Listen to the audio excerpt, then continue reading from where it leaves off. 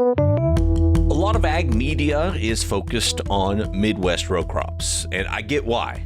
But for those of us who live out west or just want to stay informed about what's happening in high-value crops, there aren't many who cover it better than Todd Fitchette.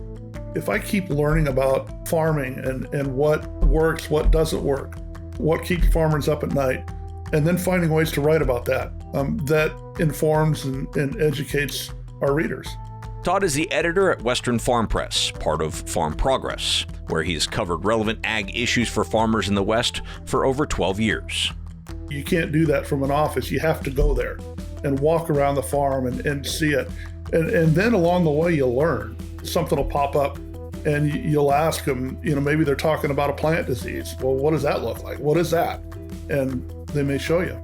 I invited Todd onto the show today to talk about what he's learned about sharing information in agriculture, his thoughts on the current state of ag media, and which important issues he's watching closely. Water policy, delivering water to 38 million people in the state. It's not just farmers that need that water, but they do need that water. I mean, they can't do what they do without it. A lesson on staying on top of agricultural issues from journalist Todd Fitchette on today's Future of Agriculture podcast.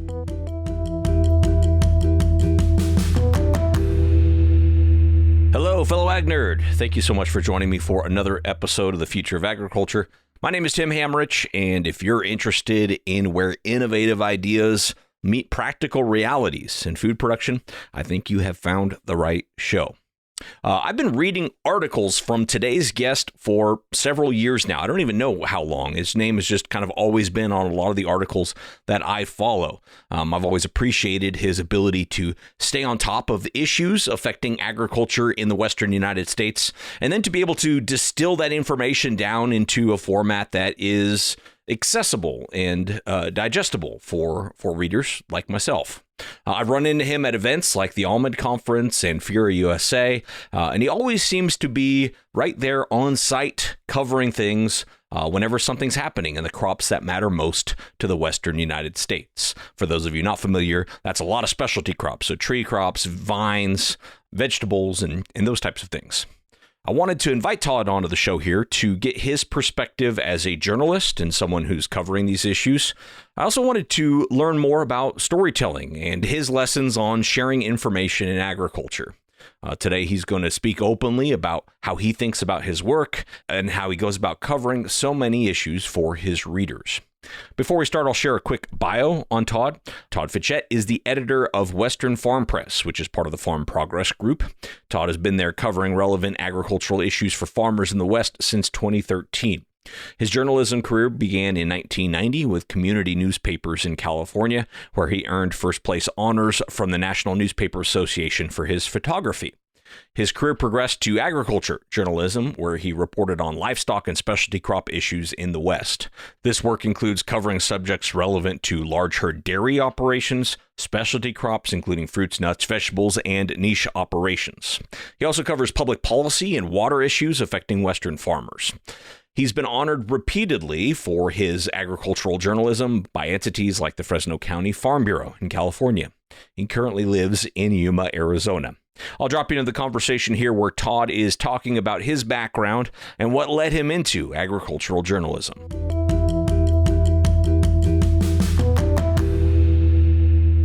I didn't grow up on a farm. I grew up in a rural part of Northern California, so I saw it.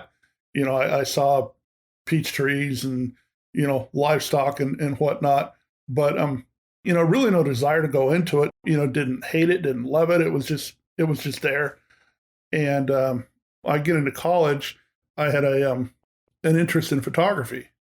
And I thought, well, I probably ought to learn how to write too, because I saw something on in the college book about the journalism program. I thought, oh, that sounds interesting. So just segued into journalism, got my journalism degree from Chico. And then after that, went to work for a number of different small community newspapers, primarily in Northern California.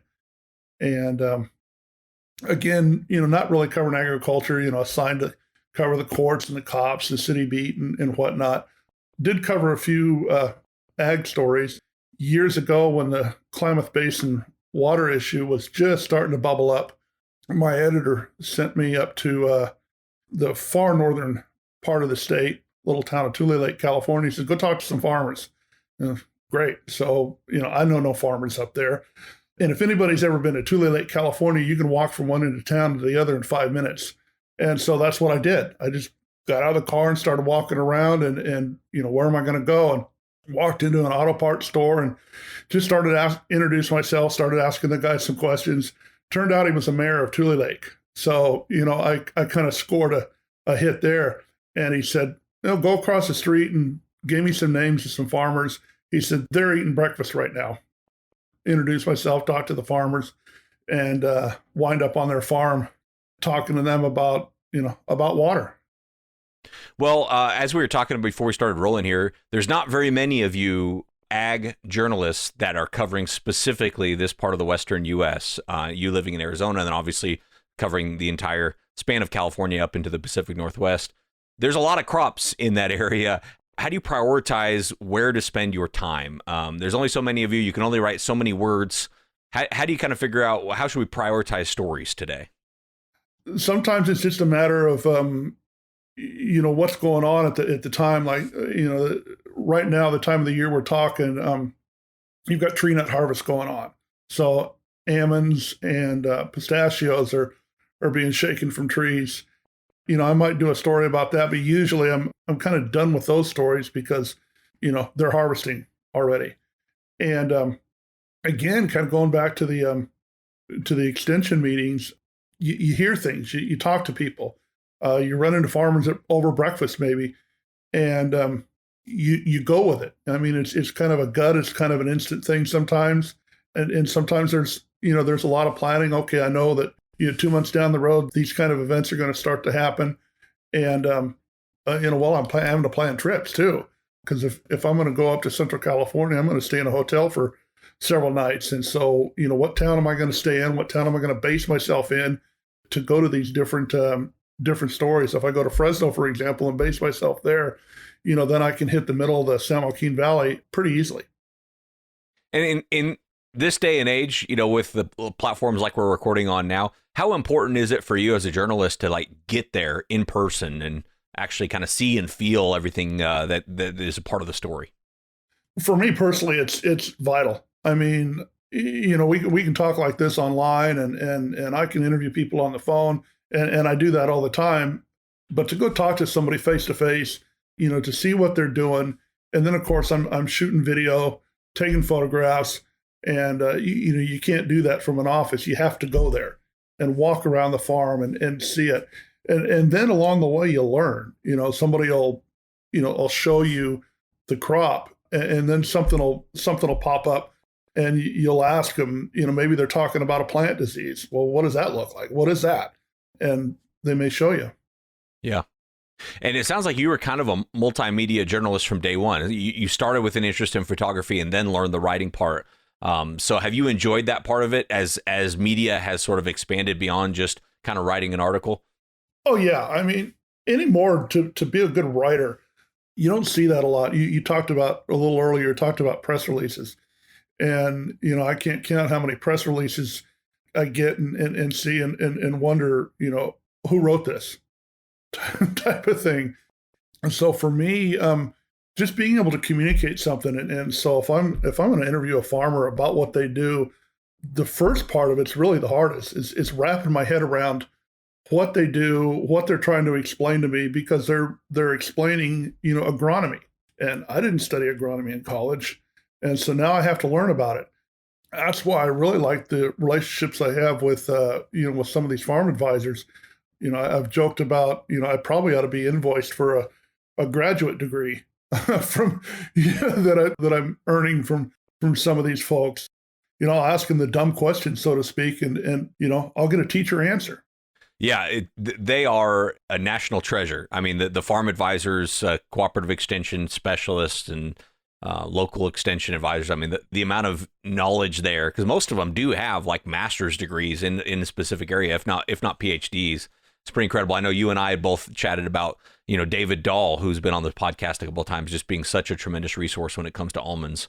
It's incredible. And yeah, I feel the same way. When these people will share their knowledge with you, it feels like you owe them something.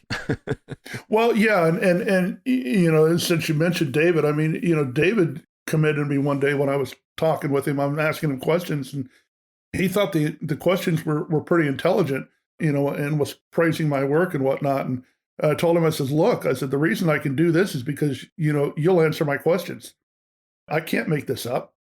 And how do you make sure, you're getting it right? What I have found is I kind of take the easy approach and just release the interview so you hear it directly from the expert. Whenever I'm in a position where I actually have to turn around and write the story from the information I got from the expert, then I start to get nervous, like, oh, maybe I'm getting this wrong, right? When you start writing, you realize what you don't know.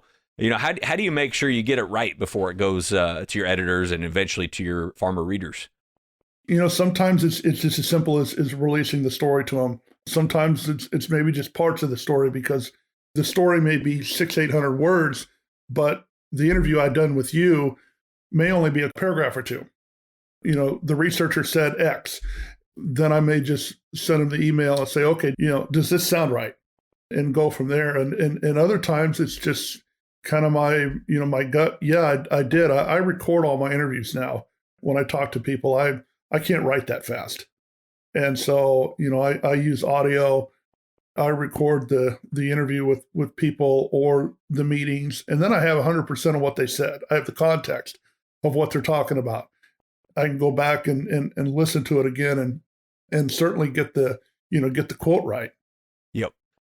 And this, from a journalist perspective, when do you know you have enough? So we talked about kind of like when you have a story and kind of that gut feeling, but when do you know you have enough? Like, okay, this is enough information. I need to just go write this. Sometimes it's just, again, a gut. I mean, I was at an extension meeting the other day. They were talking about a couple of insects that could be pretty detrimental to U.S. cotton. One of them is already, making headway in the southeast part of the United States, but it's not in Arizona or California yet. And so, just a short story. The extension entomologist talking about the insect, and okay, yeah, I've got his information. Write the story. Maybe go online, grab some information from UA or one of the other universities, and post it up real quick. Well, I know I have read your work for a long time, and just enjoyed kind of keeping up with, being from California myself, but not living there. I haven't lived in California since 2007. Enjoyed kind of keeping up with what's happening specifically in California agriculture for me, because I have a personal fondness there. But I can also remember I used to love Matthew Sliger from Rice Farming TV. I used to love his YouTube videos, and he did a really good YouTube video on water where he used one of your articles as a reference. And so I was like, okay, cool. Like, the farmers that are out there are actually, getting a lot of value from the same stuff that I'm reading from Todd. I wonder what types of stories for you seem to have the biggest impact, or at least the biggest response from farmer readers. That's a good question. I've got a colleague who that's his job on, particularly on the social media and online is looking at the hits and what draws attention. Water stories can draw a lot of interest because, as you well know, that's a big deal, and it's political in the West. Whether you're dealing with the Central Valley Project in California or, the Colorado River. And I just wrote a blog about that. I posted this morning and got an email already from somebody. They saw the story. They're pitching an idea. They want me to talk to somebody who's their expert. And, I may or may not get in touch with them, but people see my stuff. I had an email a few years ago from the California Secretary of Ag. She saw a story and commented positively on it. And so, great. I mean, her office is paying attention too. That's fantastic. How has the job of an ag journalist changed, if at all, with, you mentioned writing a blog versus writing print articles? Most of your stuff read online digitally these days, or how has sort of the day-to-day work of the job changed with technology and the way people are consuming information? Yeah, I think the way they're consuming it is certainly different. I personally don't subscribe to a newspaper anymore. I used to. I used to get 2 or 3 of them. I'd read them, read stories. A lot of people, they scroll through on their smartphone or their iPad. That's just kind of the way of the world these days. But we still have print products. and those print products go out. And some people, I'm sure the older farmers probably still have a, copy of their print products on the dash of their white pickups. But more and more people are reading this stuff online, I would imagine. And have you had to change your approach to what stories you cover or how you cover them at all because of the format? Not really. I mean, maybe shorter stories, instead of the long form, 1,000-word, 1,200-word pieces, that would fill a few pages in a magazine. In a way, it's kind of made it easier. I can get in and out of a story real quick, and it's more instant. I mean, I write a story today, get it to my editor, and it might be online tomorrow. Whereas a print product, depending on your deadline schedule, it may be a month or two before somebody would see it. Yeah, makes sense. Do you have to think at all about the sort of the ag media business model? Meaning, hey, these are the advertisers that pay the bills, because I imagine Western Farm Press is free for producers. Do you have to kind of consider that or worry about that at all? Or is that just kind of happening in the behind the scenes? Yeah, it's happening behind the scenes, or to make a slight joke, above my pay grade. I mean, yeah, I will think about it. If there's a company out there that has a product or a service that I think farmers want to know about, I'll write about it. I'll go find that company rep, talk to some people. One of the things I like to do is talk to the grower, the farmer who's using that product. I had an idea pitched to me a few years ago. So I talked to the PR team. I said, well, tell me a little more about it. So they tell me a little more. And I said, great. Can you hook me up with somebody who's using this? And so they did. And I went out and talked to the producer who was using the product. And at that point, it became kind of a testimonial, but it was, it was totally on me. I mean, they had no say in how that story was written. If I had questions about the way something was written, I sent it back to the producer and said, hey, this is what you said, because this is what I've got on the recording. Is this what you meant? And go from there. So, so my editorial license compared to, if you're buying an ad in our publication, of course, you got 100% say so in what's in that advertisement. Right. Yeah. Yeah, I had a similar experience, although the opposite outcome, where a couple of years ago, someone reached out to me about, they had one of the many carbon programs, and they said, we're on track to return this many dollars to farmers this year. Bring our CEO thought leader on to your podcast to talk about carbon. I'm like, I would be more interested in bringing just a farmer on. Could you just put me in touch with one of the farmers that is receiving all this money? And I never heard from them again. In fact, I don't know that they're still out there. So it is also a good sort of BS meter as well. Yeah, it is. And this farmer, this producer, I rode around a pickup with him and one of his employees for 2.5 hours. They drove me up the side of the hill. It was a water a product for getting water to cattle. Of course, got to ride around in the truck, and we talked about a bunch of other things too, and maybe solved a couple of world problems along the way, and and saw some great scenery. And do you find farmers and ranchers in general are happy to talk to you? Are they a little bit nervous about journalists because some of the more mainstream media hasn't done a great job of upholding journalistic integrity and credibility? Or what are you finding as far as people's receptivity to talking to you? Both ends and both extremes, really. I've got folks that are glad to talk to me. They'll answer my phone calls. They'll call me back, and they trust me. And there's others that are, the cards are real close to the vest. Maybe they'll talk to me privately, but they don't want to be interviewed. They don't want to, they don't want to be quoted, with their name or anything like that. And I get it, and some of those relationships over time build to where now they trust me. I'm not looking to do gotcha journalism, as I call it, and drag them through the mud. Some just don't want to talk to the press at all, and that's just their personal belief. I'm not going to force them. Nice people. Hey, you're a nice person. Thank you. Maybe we'll run into each other at the restaurant one of these days and have a burger together. Mm-hmm. And do you have a lot of conversations that are like off the record that you use for kind of background or context or, sort of discovery? Oh yeah. Yeah. I had one of those recently on a trip. Took me to lunch and said, this is all off the record. And I'm like, okay, great. And so we had a great conversation, and I was able to use that, to use some of that information with no attribution to him. Nobody, except for him knows knows who said that. Yeah. What about, is there a story that you have covered that you're just surprised isn't getting more attention? Anything come to mind there that you're just like, man, I'm kind of surprised this isn't out there getting more traction, getting more attention? Sometimes it's the water issues. California passes a water bond here a number of years ago, and then what? There's money out there. They're talked about building Sites Reservoir finally, but that's taken a long time. The Colorado River, I'm looking into that. Some stories there right now. Lake Powell is about 75 feet in elevation away from not being able to generate power through the hydro plant.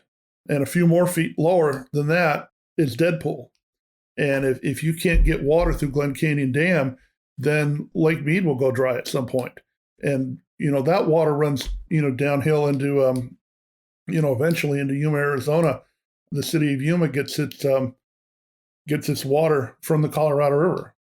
There's a treaty with Mexico to deliver water to Mexico. No, they're not going to get water either. And what keeps you going? What do you like about this, Todd, that kind of keeps you on fire for this? Really, the people. They're just nice people. I mean, there's folks that you can sit down and have a burger and a drink with, or talk over the tailgate of a pickup about whatever's going on, whether it's on their farm or, world issues or whatnot. The weather that day, maybe. That and learning. My grandfather eons ago, said, never stop learning. Don't stop learning. I'm 10 or 12 years old at the time when he said that. I'm like, yeah, okay, Grandpa. But it's true. If I keep learning about agriculture and learning about farming and what works, what doesn't work, what keeps farmers up at night, and then finding ways to write about that, that informs and educates our readers.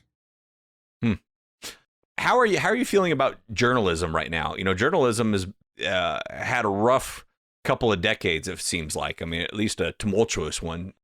How are you feeling about journalism and kind of the future of journalism? Well, two things. I mean, ag journalism, I think, and I'd like to believe that it has something going for it because it's really a niche. And the ag reporters out there, the ones that I've met, whether they're, colleagues of mine or, working for, competing companies, they seem to be interested in wanting to get it right. It's not just about clickbait. It's not just about being first. I might have some information and yeah, I can get that out there and I can be first with it. And that's cool. That's great. But was I right? Was I correct? And if I had a choice between being first and being correct, I'll be correct. I don't want to be first. I mean, it'd be great to be first, but I want to be, if I'm going to do that, I want to also be correct. And sometimes that takes a little bit of time to just, fish out the some of the information. And what about artificial intelligence? Is that affecting your job at all? Are you using it? Does it worry you that there's going to be just some AI journalist that puts out all this content? How are you feeling about AI? That form of AI. We have a lot of different AIs in agriculture. Yeah, there's and I'm just starting to learn about that. I learned recently with AI, it's a lot about the prompts you write for that system, and then getting an answer back. And so I honestly haven't used it yet. I've kind of flirted with it a little bit just to see what it can do. And I've been to some educational seminars where they talk about it, and some people are pretty excited about it. And it does sound kind of exciting, but I'm pretty much old school. Tell me a story, Tim, and then I'll write about it. Yeah, makes sense to me. Well, the show's called Future of Agriculture. As you know, as you think about the future of agriculture, specifically in the West, what comes to mind as important drivers or stories to be watching to see, how the landscape's going to change in Western agriculture? A lot of it centers on public policy, particularly in California. whether it's new laws in Sacramento, water policy, delivering water to, to 38 million people in the state. It's not just farmers that need that water, but they do need that water. I mean, they can't do what they do without it. But obviously the urban, folks in the city, you want to turn your tap on and have clean water coming out of your tap. So that's always going to be an issue.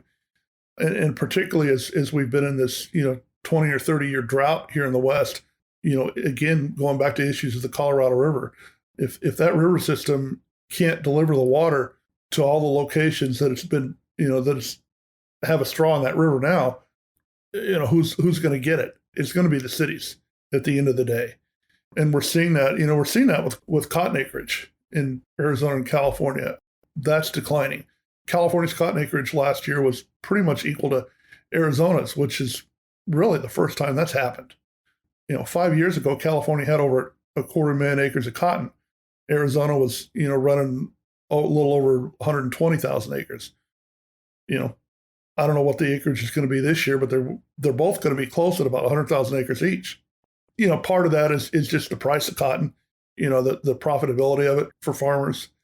And, part of it has to do with pest and insect issues. So there's a handful of those issues, but, shrinking acreage and growing cities. It's amazing to drive to Phoenix and to see that footprint continue to grow out into what used to be farm country. A lot of people, a lot more water needs as well. Well, what's on your mind now? We're heading into the last quarter of the year. That's when this episode will come out. What's top of your mind and paying attention to as we kind of round out 2025 here? Well, again, I overstate something already, but I'm working on the Colorado River, watching that because next year is a deadline for an agreement on managing the river system within a drought. Our company owns an organic trade show, that Organic Grower Summit. That will be happening in December in Monterey, California. And so I'll be there with colleagues covering that, working with them on content for that event, and just kind of wrapping out the end of the year. Every year, Farm Press does a what we call High Cotton Award. And so the 4 Farm Press magazines across the whole cotton belt will name a cotton producer from their specific region. And, we get nominations for those, and then we select the grower from those nominations. And then at the end of February, we will honor those growers at the Mid-South Farm and Gin Show in Memphis, Tennessee. It's an award that it looks at their environmental and sustainability acumen. It's not just I produced the most cotton last year out of all my neighbors. It's great when you get those 4 and 5 bale, crops, but it's really about their sustainability acumen. And so that's a story that I'll be working on here in the next couple of months with a grower out of the Southwest here. For those listening that are early in their career, or maybe even students, and thinking like ag journalism is what I want to do with my career, are there still good career prospects out there? And do you encourage people to consider it? The short answer, yeah.